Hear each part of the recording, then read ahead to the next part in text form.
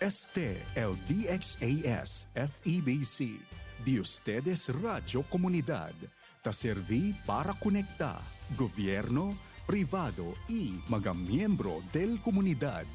DXAS 1116, de ustedes Radio Comunidad.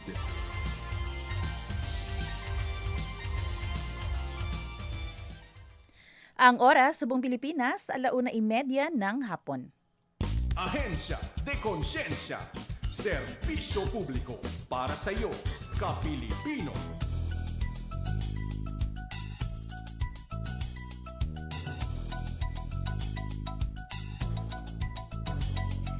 Mapagpalang araw sa lahat ng ating mga tagapakinig at sa mga tumututok dito sa ating programa sa 1116 DXAS, Your Community Radio.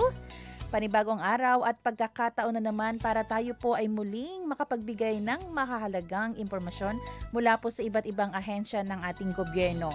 Kayo po ay nakikinig ngayon sa programang Ahensya de Konsensya.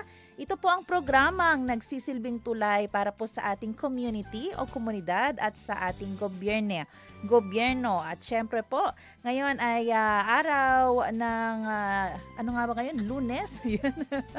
Araw po ngayon ng Lunes. Ayan, fourth Monday for the month of August. At dito po ang Ahensya de Konsensya. Napapakinggan nyo po mula 1:30 ng hapon hanggang 2:30 p.m. At syempre ngayon po ay August 24, 2026. Ako po ang inyong lingkod, Sara May Tulabing. Buenos dias a todo.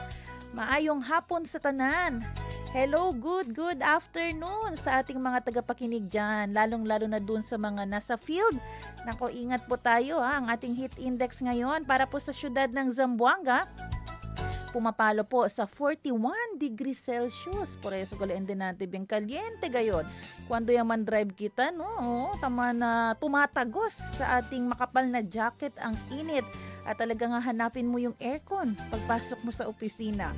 Ayan, lalong mag-iingat bukas dahil po papalo sa 42 degrees Celsius ang ating heat index. Nasa danger category po yan, no? Na tinatag ng ating pag-asa. Yung ngayon, extreme caution. So, makakaramdam po tayo ng init. And syempre, hindi komportable, no? Kaya po drink more water. Sabi nga dito, and limit yung mga ginagawa nating activity sa labas. Pero tomorrow, dahil nasa danger category tayo, ang ating heat index, stay in the shade.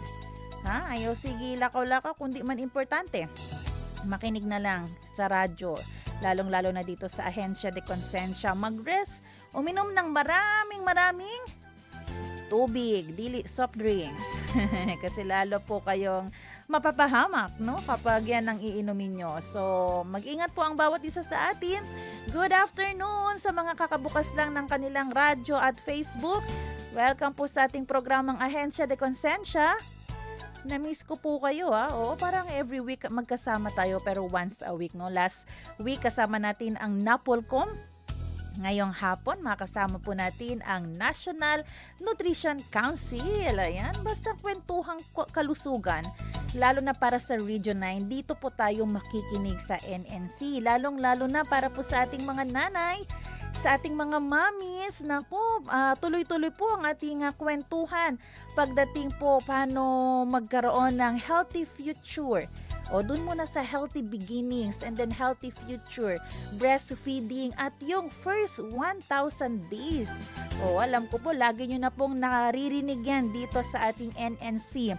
No, yung first 1,000 days. Pero may mga tanong pa rin tayo na dapat tanungin mamaya para lalo po nating bigyan kahalagahan at para lalo po natin makita gaano kaganda yung first 1,000 days, lalong-lalo na para po sa ating mga sanggol, ha?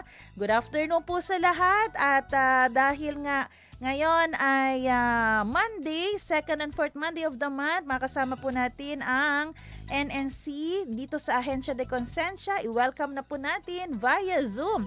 Buti na lang, nagbigay pa rin ng time si Ma'am Iris Gay Solosa, isang R&D and Nutrition Officer 2. Ma'am, good afternoon. Welcome po sa ating program. Good afternoon po. Good afternoon po sa lahat ng nakikinig. And kung meron po tayong live, ma'am, no? Good afternoon po sa ating lahat. Yes, good afternoon. Saan po kayo ngayon, Ma'am Gay? Pagadian Ngayon ba? po, ma'am, nasa bahay po po ako kasi off ko po pag Monday. Opo, Oo. may compressed work week na po kasi kami. Ayun. Monday po bang inyong ano yan yung day off po ba? Compressed work, ano po? Monday or Yes po. Friday? Bale po yung Monday po. Yung iba Mm. po is Friday para po at least palaging may tao po sa office kung may kailangan pong Ah. mag-anasan. Oo, mas maganda nga yung ganong idea. Kasi yung iba Friday, so pag Friday, wala talagang pwedeng pumunta sa office. Pero yung sa inyo, hinati po ninyo ang inyong rest day. Ayan. Nasa Pagadian po ba kayo ngayon, Ma'am Gay? Yes po, ma'am.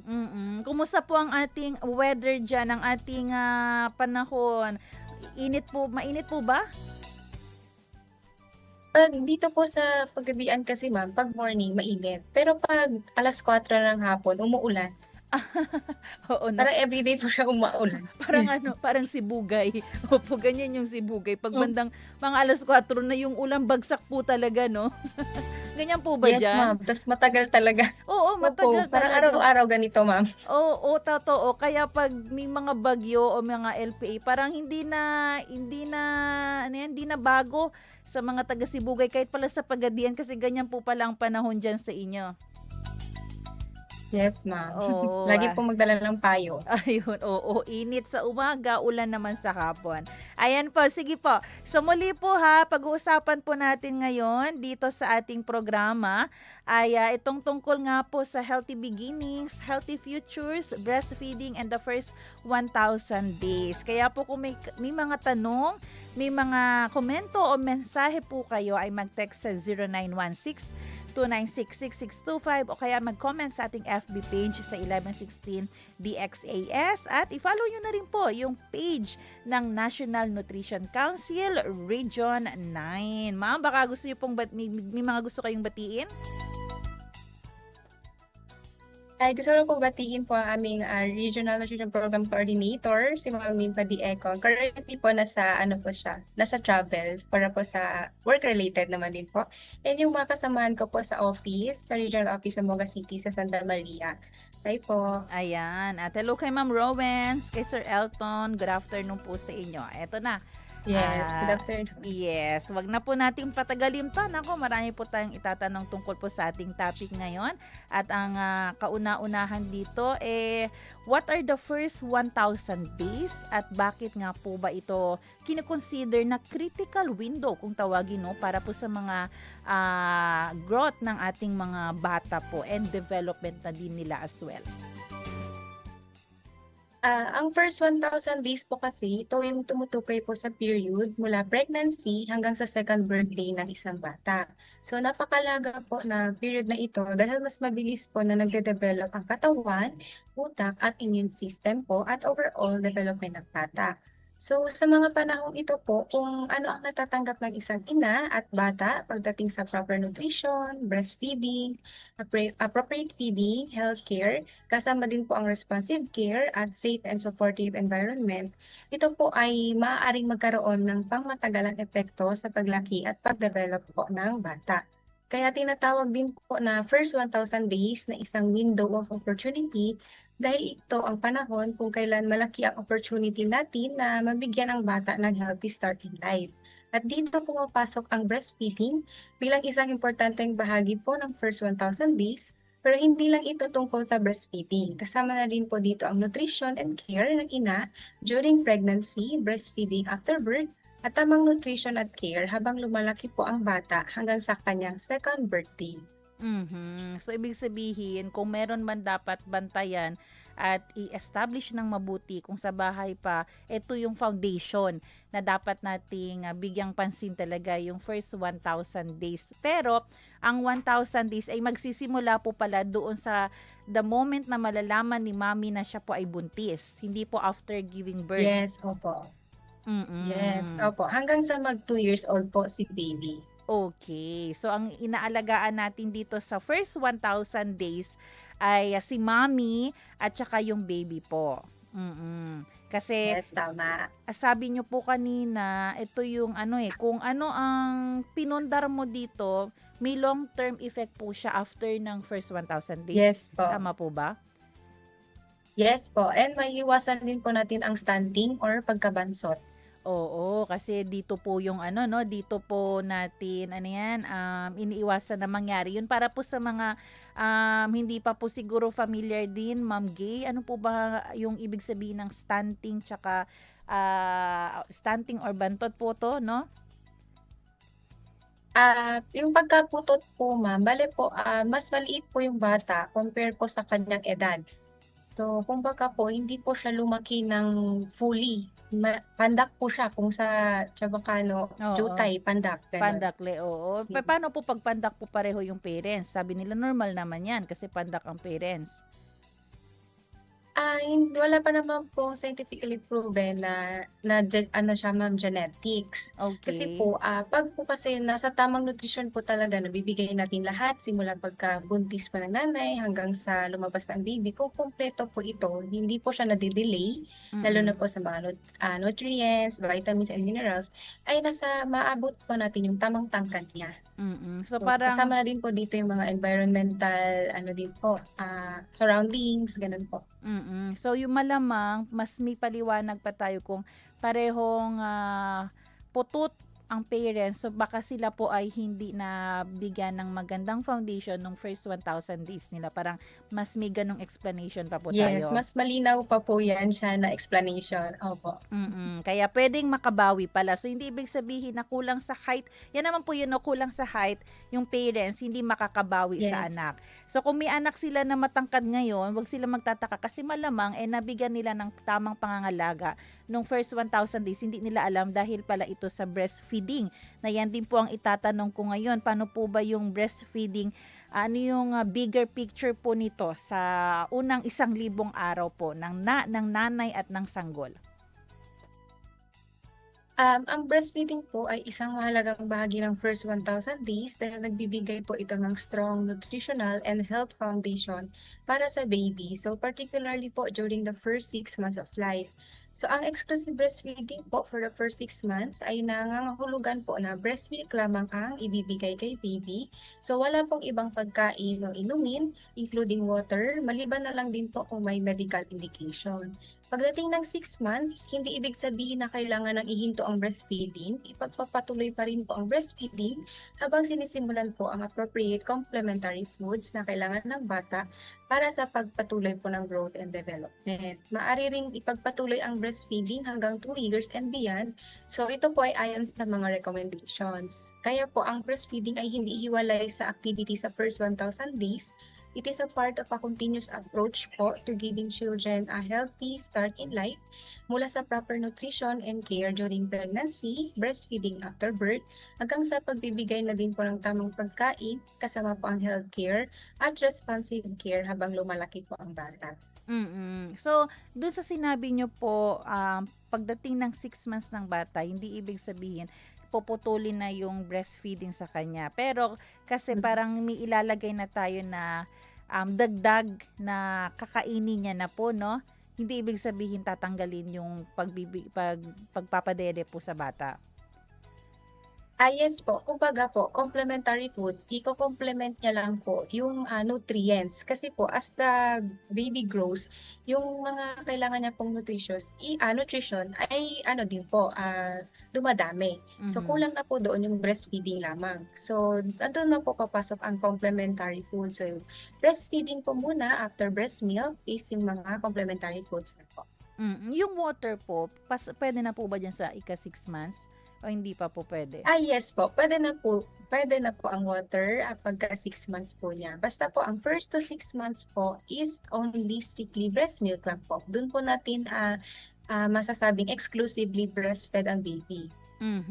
How about po kung gusto nila, pwede ba daw alternate breastfeeding tapos formula?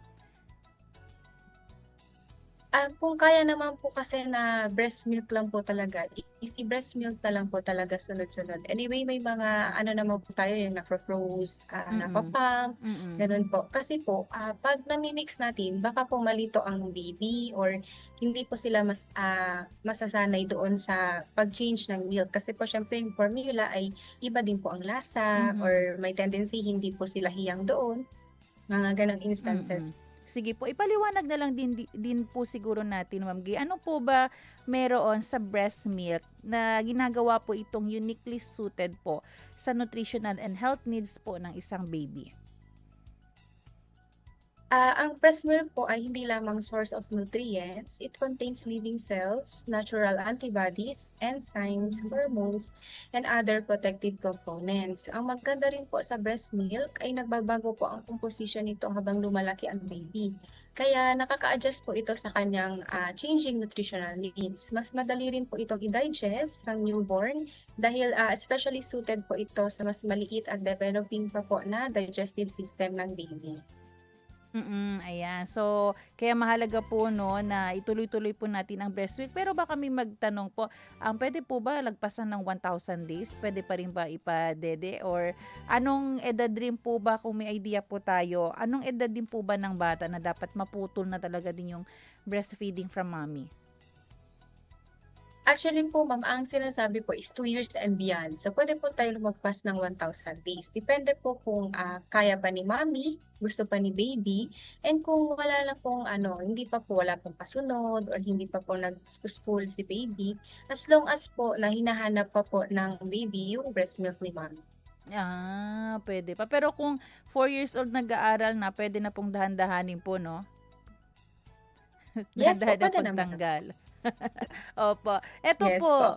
Eto po Ma'am Gay, totoo po ba na yung breast milk ay nakakatulong din to protect our babies po laban sa mga sakit at infections?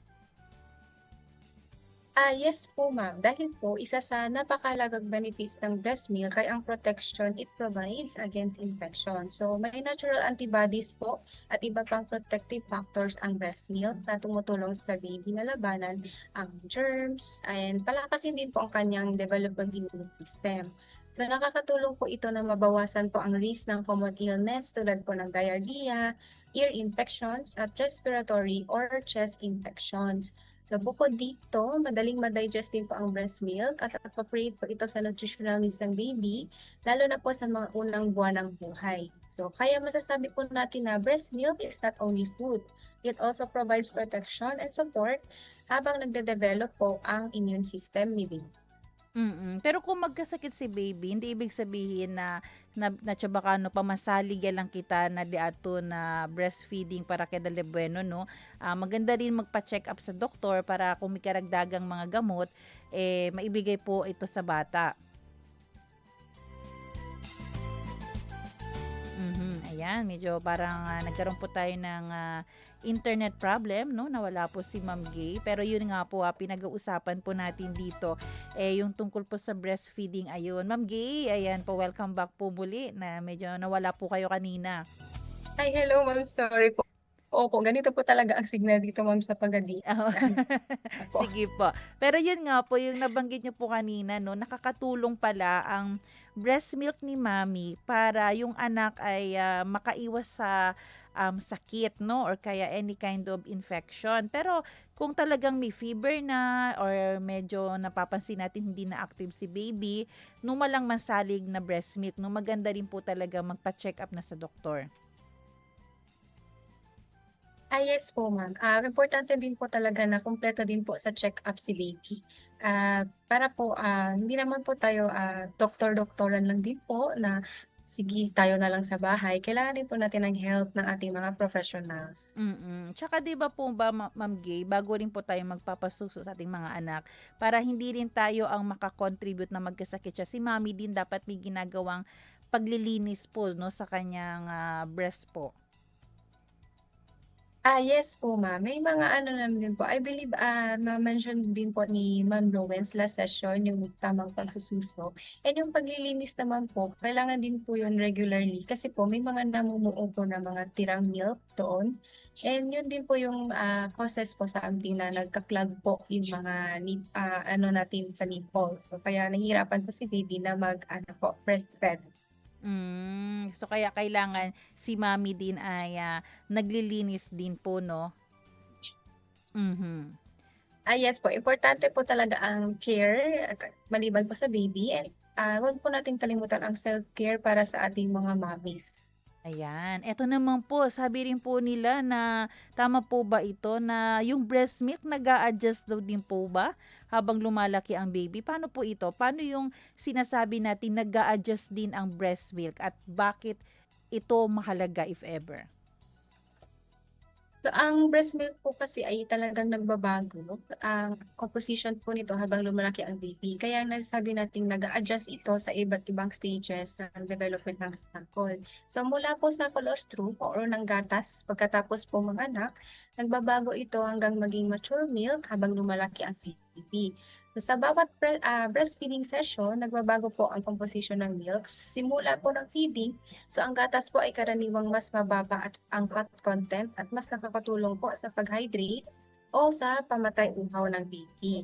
So habang nagpapatuloy naman po ang breastfeeding, so tumataas po ang fat content kaya nagiging mas energy dense ito at nakakatulong po sa pagkabusog at healthy weight gain ng baby. So ito po yung tinatawag natin na foremilk at hindmilk. So although hindi po ito dalawang magkahiwalay na klase ng gatas, continuous po ang pagbabago ng fat content habang dumidede ang baby. So habang lumalaki po ang baby, nagbabago rin po ang breast milk.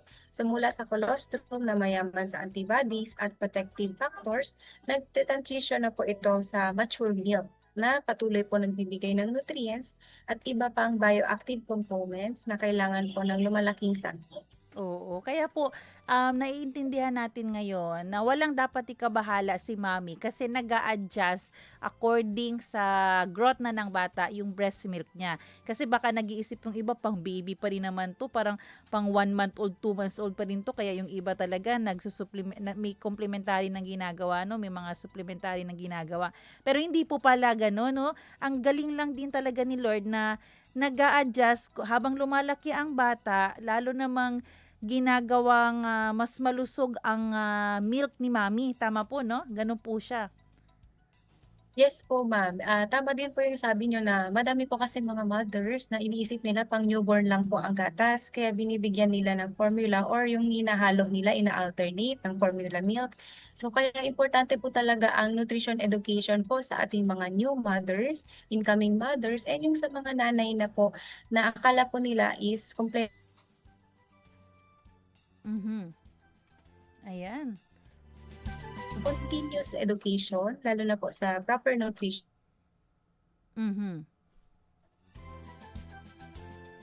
Ayan. Sige po, oras po natin 1:52, no? Medyo nawala po muli dun banda si Ma'am Gay. Ayan, pero nakikita pa rin naman natin siya sa ating live. Pero yun nga ha, walang dapat ikabahala si Mommy kasi pag 1 year old, 2 years old, sapat na sapat pa rin po ang nutrisyon ng ating baby na pwedeng makuha po sa inyong breast milk, no? Sa inyong syempre sa inyong breast milk. So mahalaga po na pagkatiwalaan natin kung ano ang bigay po sa atin. Sige po, oras po natin 1:53 ng hapon at marami pa po tayong pag-uusapan tungkol po dito sa ating topic, no, na healthy beginnings, healthy futures, breastfeeding and the first 1,000 days.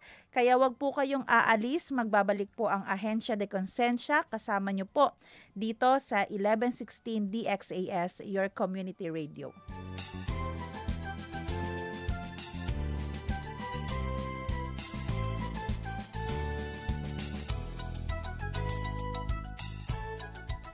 Ano ang sintomas ng sakit na AIDS?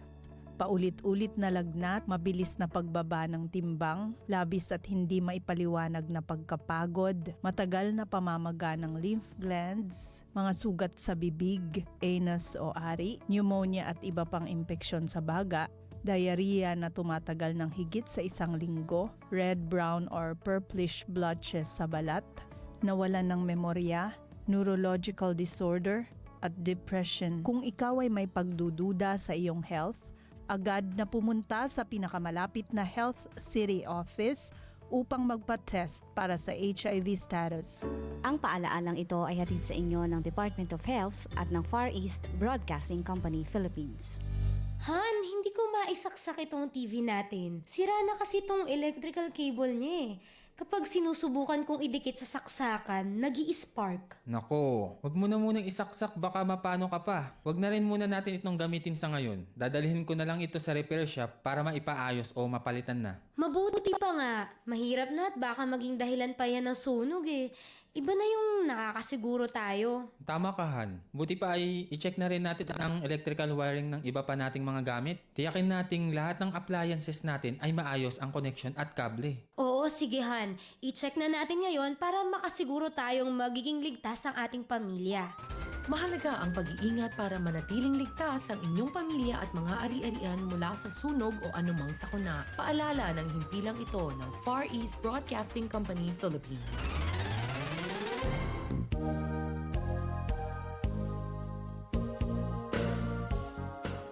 Panyera, ko sa man to taase kon ese magagalamiton ta aregla to na dituyo bag. Anda ba to man camping? Panyera, ta preparayo ko na dimyo go bag. Importante este, especialmente na ora del emerhensya, por ejemplo ya lang si Ayman Baha, kabar, nesesita kita evakwa. Tupaw to panyera, pero kosa ba debe elaman deste? Importante kita kontene dito yung go bag mga essential items como el agua y ready to eat comida, preferable bastante para na 3 dia. No tamen olvida con el first aid kits, personal hygiene items como con el toothbrush, toothpaste y otros pa mga sanitary supplies. Asigura que tiene tamen tu flashlight, candela, lighter o posporo, whistle o pito, portable radio y extra batteries.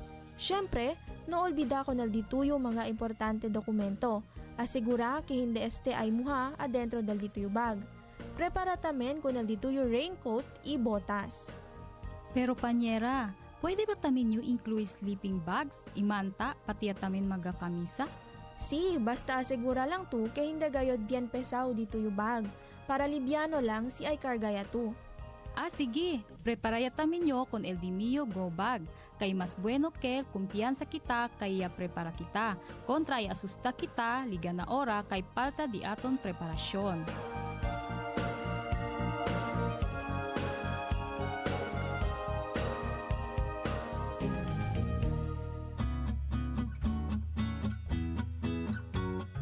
Uy Mare, di ka maniniwala. Naalala mo si Aling Maria? Yung kapitbahay natin? Yung nakatrabaho sa Saudi? Oo, kumusta na siya? Wala na akong balita sa kanya eh. Naku, kakauwi lang niya last week. Tapos sabi niya, may kilala siyang recruiter. Sabi pa nga niya, kung gusto daw nating mag-abroad, pwede niya tayong tulungan. Mabilis makakaalis, walang poproblemahin, at maaahon natin sa kahirapan ang pamilya natin. Talaga ba? Pangarap ko talagang kumita ng dollars para sa pamilya ko eh. Sigurado kang matutulungan tayo nitong recruiter ha? Sigurado yan. Binigay na ni Aling Maria sa akin ang contact number ni Madam. Siya yung recruiter. Okay talaga to si Madam kasi mabait daw at maraming koneksyon sa Saudi at Dubai. Sandali lang. Pag-isipan natin itong mabuti. Nasabi ba ni Aling Maria ang detalye ng trabaho, kontrata at mga babayaran bago aalis? Alam niyo naman, maraming mga illegal recruiter. Baka imbis na magandang buhay para sa pamilya ay trahedya ang maging bunga nito. Ang nega mo naman! Sure ako dito! Okay na to! Wait lang. Huwag makontento sa okay na to, lalo na kung tungkol sa pagtatrabaho abroad. Alamin ang tabang proseso ng pag-abroad. Huwag basta maniwala sa mga pangako para hindi maging biktima ng illegal recruitment at human trafficking. Protect yourself, protect your family, and protect your future. Bago maniwala sa nagsasabing okay na to, Bumisita sa Department of Migrant Workers o DMW para sigurado ka. Bisitahin ang kanilang official website o tumawag sa kanilang hotline. Your safety and your future are worth more than empty promises. Don't take the risk. Be informed. Be safe. Ang paalalang ito ay hatid ng Department of Migrant Workers Region 9 at ng 1116 DXAS, your community radio.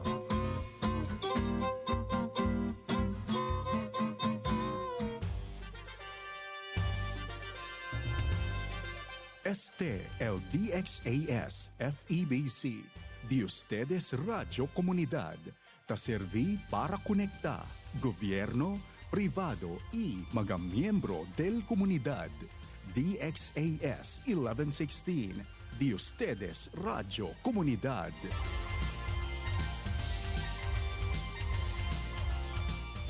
Ahensya de Konsensya, serbisyo publiko para sa iyo, Kapilipino.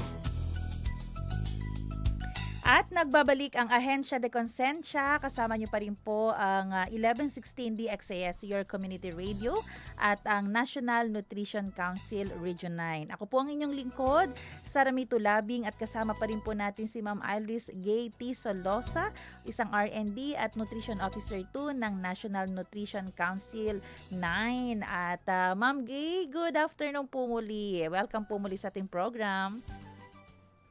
Good afternoon po ulit, ma'am. Hello po. Yes, at syempre po sa mga kakabukas ng kanilang radyo, ayan po pinag-uusapan po natin dito ang tungkol sa healthy beginnings, healthy futures, breastfeeding, and the first 1,000 days. Kasi ngayong buwan din po pala ng August, Ma'am Gay, no, National Breastfeeding Month po ngayon, no? Yes po, ma'am. Month-long po natin ng awareness month po for breastfeeding. So, kasama din po dito ang campaign for the exclusive breastfeeding and proper nutrition eating habits as well for newborns. Kaya noong second Monday pa lang kasama si Ma'am Rowens ay naumpisahan na po natin actually yung itong tungkol po sa breastfeeding. At ito nga, no, kanina binabanggit ni Ma'am Gay kung gaano kahalaga para sa nanay at para po sa kanyang sanggol na masunod ang first 1,000 days na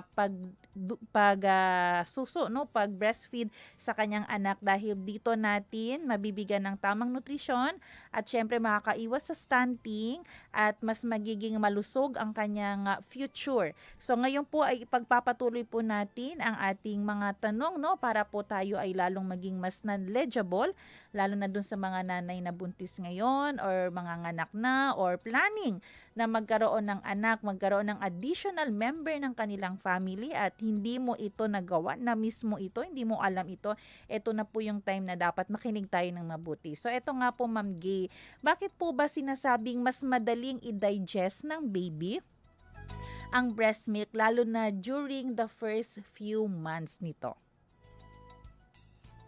So, newborn babies po have very small and still developing digestive systems. Kaya kailangan nila ng pagkain na gentle at madaling ma-process po ng kanilang mga katawan. So, ang breast milk po ay naturally suited po sa needs ng newborn dahil madali itong ma-digest at ma-absorb ng baby. Ito po kasi ay may mga enzymes po at iba pang components ang breast milk na tumutulong sa digestion at absorption po ng nutrients. So, ang composition na nito po ay angkop po sa developing digestive system ng sanggol, kaya mas gentle po ito sa tummy ng mga baby. Dahil mas mabilis po itong ma-digest, so normal din po na mas madalas dumede ang newborn, lalo na during first few months. So, hindi po ibig sabihin nito na kulang ang breast milk. Bahagi po ito ng normal feeding pattern ng isang breastfed baby. Kaya masasabi po natin na ang breast milk ay nutritionally appropriate at gentle po sa developing tummy ng baby, habang nagbibigay din po ito ng nutrients at protective factors na kailangan niya para sa growth at development. Ayan, kaya po, no, patuloy po nating gawin ito. Tsaka ito po, madalas po nating napag-uusapan din po yung benefits ng breastfeeding kay baby. Pero ano naman po yung benefits naman ito sa breastfeeding mommy? So, maraming benefits din po ang breastfeeding para sa nanay. First po, breastfeeding helps the uterus po to return to its pre-pregnancy size and can help reduce bleeding po after delivery.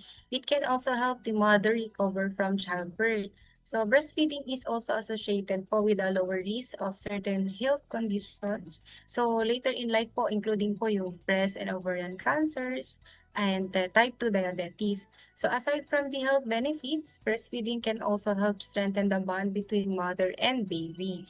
So the close contact and interaction during breastfeeding can support emotional connection and responsive caregiving. And of course, breastfeeding can also be more practical po and economical for families because breast milk is readily available, does not need to be purchased, and does not require preparation like formula. So gaya nga po ng sabi ko po kanina, so hindi na po din kailangan nila magpapalit-palit ng gatas sa breast milk. No worries po kung iyan ba si baby sa milk or kung isusuka ba niya yung milk. Pero paano po yung mga working mommies po natin, no, na halimbawa yung maternity leave nila ay 2 months lang or pwede ding mag 3 months. Ano po ang pwede nilang gawin para tuloy-tuloy pa rin sana galing po sa kanila yung iniinom na gatas ng baby nila? Meron na po tayo ngayon, ma'am, mga breastfeeding support groups, ma'am. Tumutulong po sila and nagbibigay po sila ng mga ideas kung paano po makukontinue ang breastfeeding while on work. Meron din po tayong mga workplaces, actually madami na po, na breastfeeding room po, mother baby friendly na room po and facilities kung saan pwede po nilang dalhin yung kanilang mga babies to breastfeed. And lastly po, or third, meron din po tayong mga pump, yung sabi ko nga po na pwede po nila i-froze yung kanilang mga breast milk. And mas long, po kasi, mas mahabang time po actually yung breast milk pag froze kaysa sa formula milk. So, continuous pa rin po nila mabibigay yun sa kanilang babies. At kung may mga cases po na may mga nanay magsasabi na parang wala na ako napuproduce, pero may way po pala yan, no, para talagang magtuloy-tuloy pa po yung pag-produce ni mami ng milk, or kaya pwede naman po siya manawagan po, no, sa social media. Allowed po ba yung ganyan? Kung sino may sobra dyan, paano po ba yan? Actually po, ma'am, meron po tayong milk bank. Pwede po tayong magtanong po, ma'am. May mga milk bank po tayo. And yung kung wala na po talaga siyang express na milk, possible po kasi kasama po dyan yung hormones ni mami, kung stress po ba siya sa work, kung nag-iba po ba ang lifestyle niya, kulang na po ba siya sa nutrients, kulang siya sa rest. May mga instance po kasi na si mami po yung nag-iba, lalo na po yung pag bumalik na po sila sa work. So may mga milk bank po tayo, ma'am, na nagdo-donate po, and pwede po silang humingi po or mag-request po ng breast milk po sa ating mga milk banks. Pero yung si baby po na talagang sabihin natin talagang parang matakaw ba yan ang term, or talagang grabe kung makadede kay mami, normal po yun, no? Walang problema po yun, no? Kung mayat maya ay humihingi ng dede yung baby niya po. Yes po, normal naman po yun po kasi growing babies need more nutrients and vitamins. So kaya nga po meron po tayong na-introduce na natin yung complementary foods. So make sure po yung mga foods din po na nabibigay natin to complement those nutrients ay yung mga nutrient dense din po.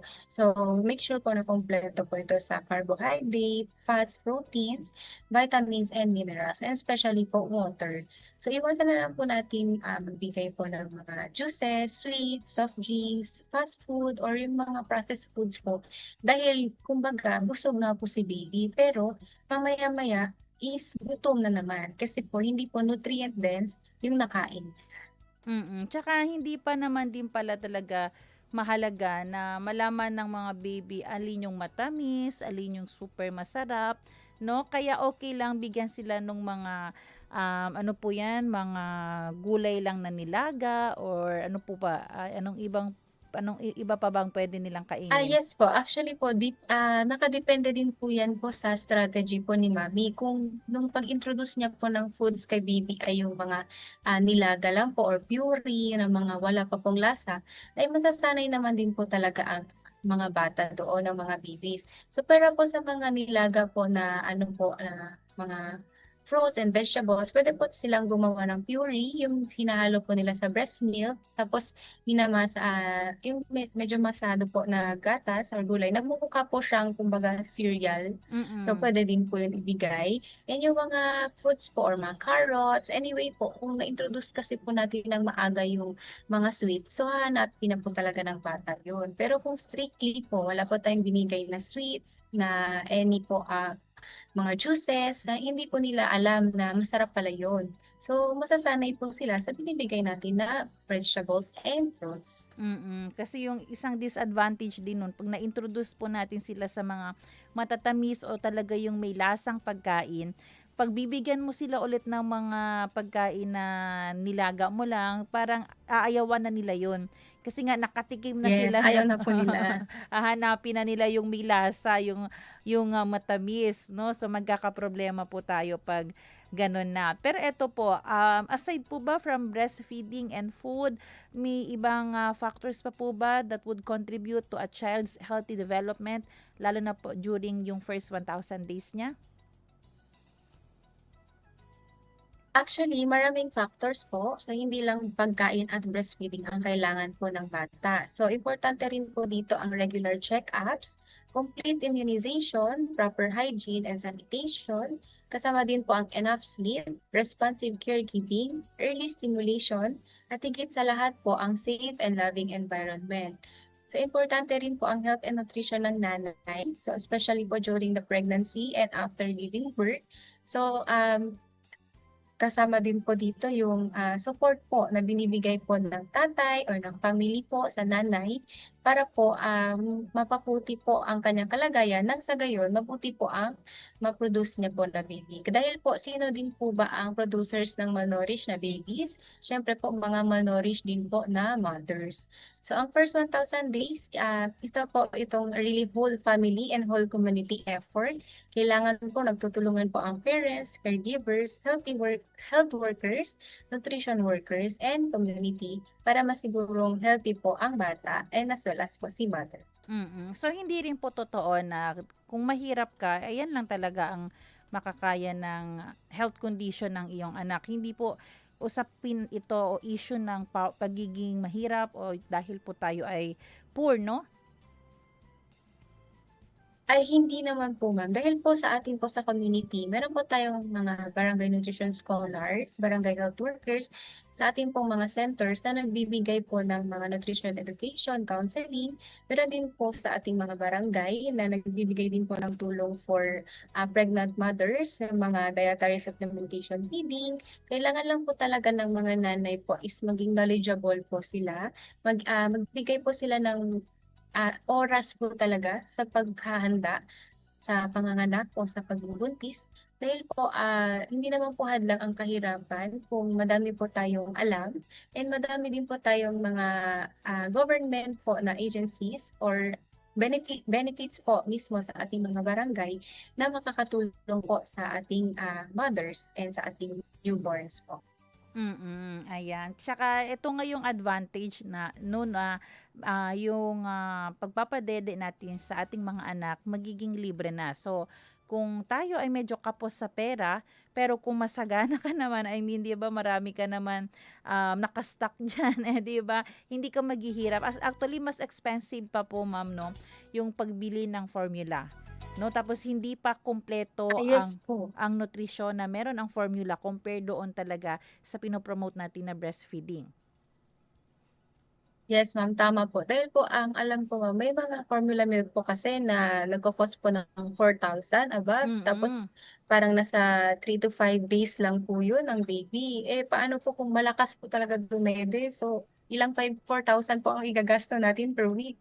Yes, totoo yan. May naririnig nga ako mga magulang nagsasabi, gatas pa lang ng bata, 10,000 na monthly. So yung iba dyan, parang sweldo na yan sa private company, no? Kaya maging masaya po tayo, no? Diyan natin marirealize gano'ng kagaling ni Lord, no? Na ultimo yung kailangan natin, libre niyang binibigay. So ito po, may mga common misconception din po ba about breastfeeding and child nutrition na dapat po maging aware si mama na hindi yun tama, maging mindful siya, lalo na kahit po ng mga caregivers po.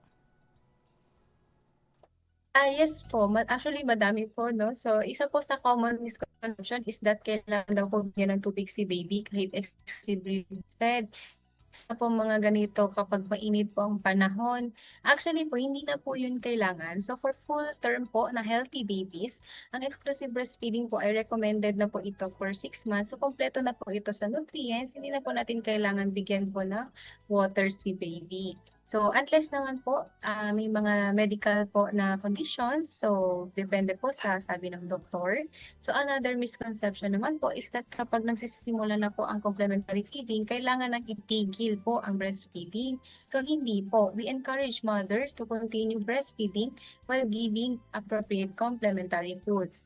Another important point is hindi porket po madami na pong nakain ang bata ay okay na agad. So we should focus on quality, variety, and nutrient-dense food that are appropriate po sa child's age. So kapag may doubts po pa rin and concerns, mas mabuti pong kumonsulta po sila sa kanilang health workers, nutrition workers, or breastfeeding support professionals.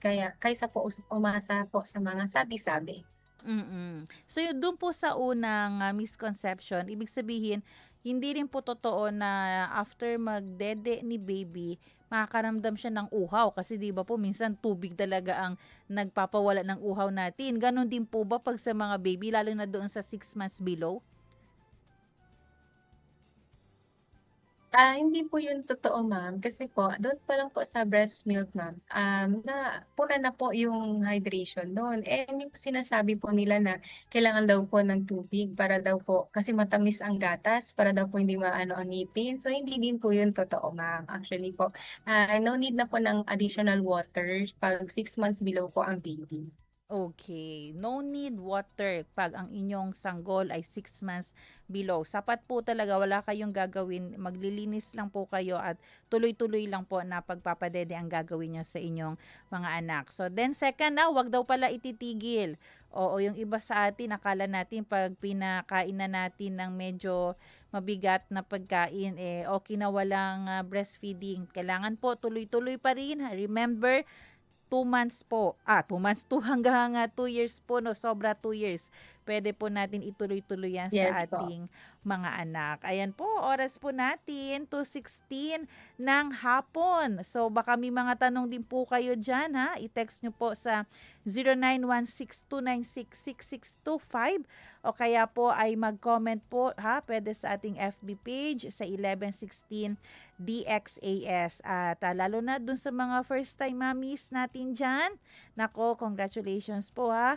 At baka po hindi nyo alam paano ba gagawin, paano magsisimula, pwede nyo rin po pala balikan yung ating naging episode dito sa NNC. So, Ma'am Gay, no, siguro po baka may additional pa po kayo or message po, no, para po sa ating families, lalo na po, no, mga dapat nilang tandaan, dapat gawin para po sa kanilang first 1,000 days and giving children a healthy start in life.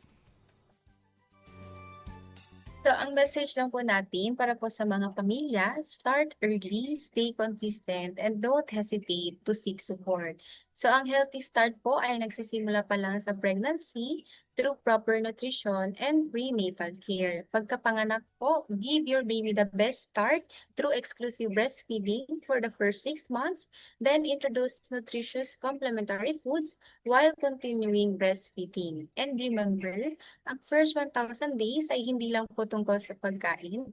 It is also about healthcare, proper hygiene, responsive care, stimulation, protection, and a loving environment. Kaya bawat breastfeeding session po, bawat masustansyang pagkain, bawat check-up, at bawat moment po na inalagaan at kinakausap po ng mga mothers ang kanilang mga anak, investment po iyan sa kanilang future.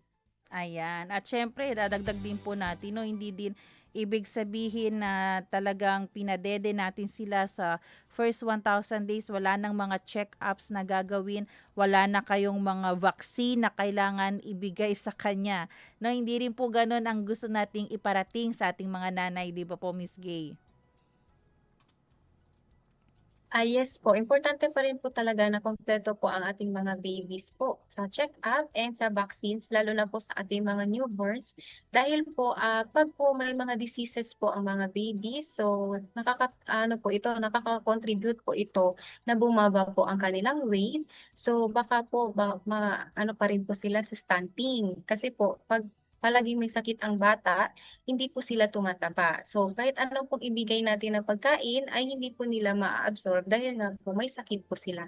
So kaya importante pa rin po ang complete check-ups. So makinig po tayo sa ating mga professional health workers, and yun po, kailangan po natin ang nutrition education po at paghahanda, lalo na kung first-time mothers po tayo.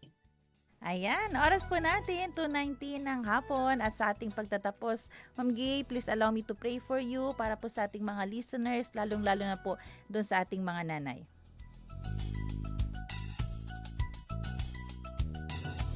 Manalangin po tayo. Our gracious and heavenly Father, Panginoon, maraming salamat po sa pagkakataon na kami po ay ma-educate tungkol po sa tamang paraan, tamang proseso, tamang gawin para po lalong maging mas malusog po ang aming mga anak.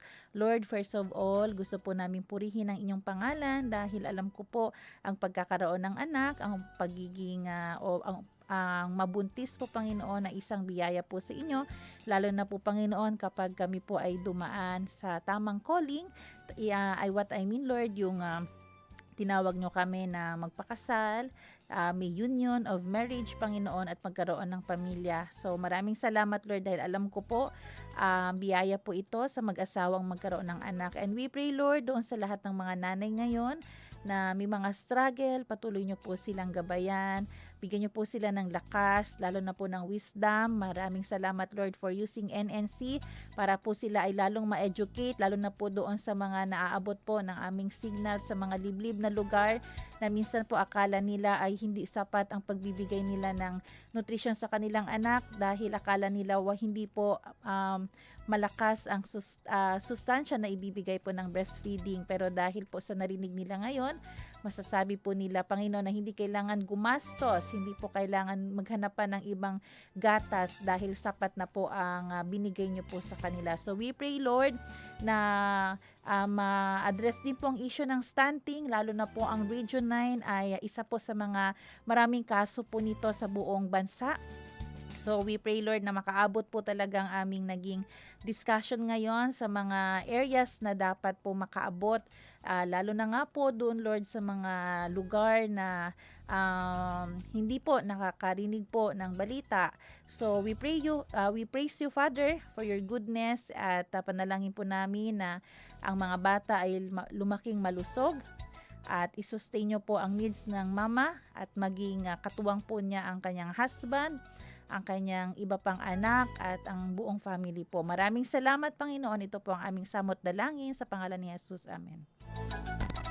Oras natin 2:22 ng hapon. Muli maraming salamat kay Mama Iris Gay Solosa sa pagsama dito sa ating programa, no? Ahensya de Consensya NNC edition tuwing second and fourth Monday of the month. Ma'am, maraming salamat po. God bless you po, Ma'am Gay.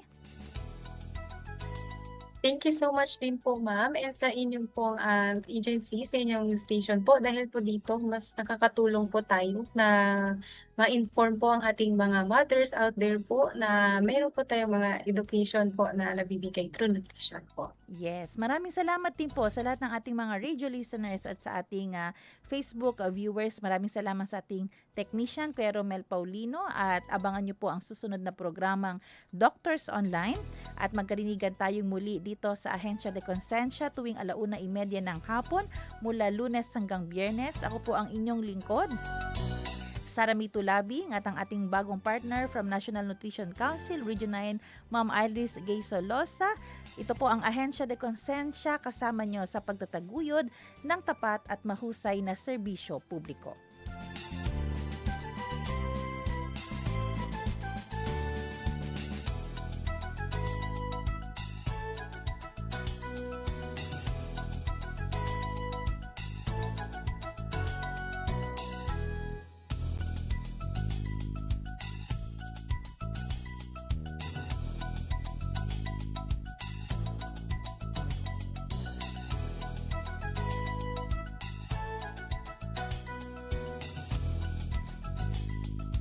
Inyong napakinggan ang programang Ahensya de Consensya.